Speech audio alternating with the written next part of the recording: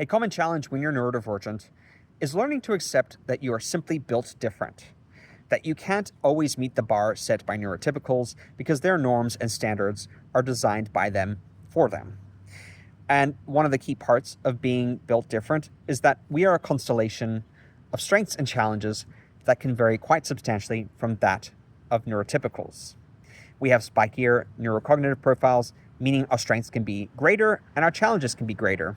For example, I have sensory differences as an autistic ADHDer, and I can't stand certain environments, and I have to communicate that to people and tell them that I'm not going to be a happy chap if I go to this environment. Can we try to go to a different environment for a social gathering? I know that as a strength, I can have great hyperfocus on something I'm passionate about. So in my career, I've been niching down to the thing that I'm really passionate about: therapy, psychology, and neurodivergence. And hopefully by leaning into that, I can be of social impact and help other people. So the key here is leaning into your strengths and leaning away from your challenges wherever you can. Self-advocating so that you can find an optimal configuration for yourself that honors your unique constellation of strengths and challenges.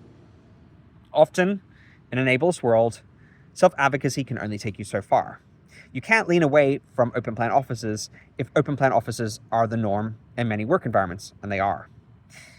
And sometimes you can speak to HR, speak to management, try to find accommodations, but they might not work with you, in which case it's up to you to then find whatever accommodations you can.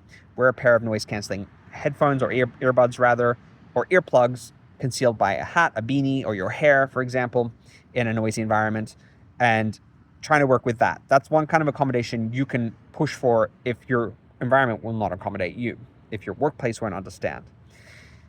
Because unfortunately, living in an ableist world, the world hasn't quite learned how to adjust for differences in neurotypes.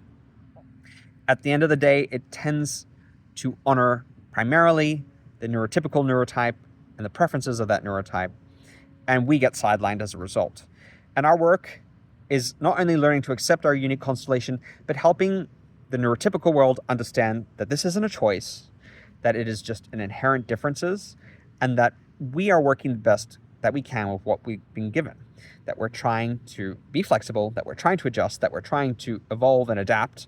But then there is some onus on the world around us to also meet us halfway. And some people are going to be understanding and some people aren't. But if you can rest easy in the knowledge that you are simply built different, that you're not built defective or deficient, that you're not inherently wrong or faulty for showing up differently, that this is just a greater variation in terms of your neurocognitive profile than what neurotypicals might expect, hopefully, little by little, you can grow into self-acceptance, and you can help other people learn how to accept the difference and shift away from this pathologizing and often demeaning standpoint that many neurotypicals take towards people like us who are built different. What is your unique constellation of strengths and challenges? Has there been anything in particular that you've flourished in or succeeded at, or that you've particularly struggled in? And how is that presented in an ableist neurotypical environment? Are there certain situations that you find overwhelming or you struggle in? Are there certain environments or situations where you succeed? I would love to hear all about your experiences as a neurodivergent.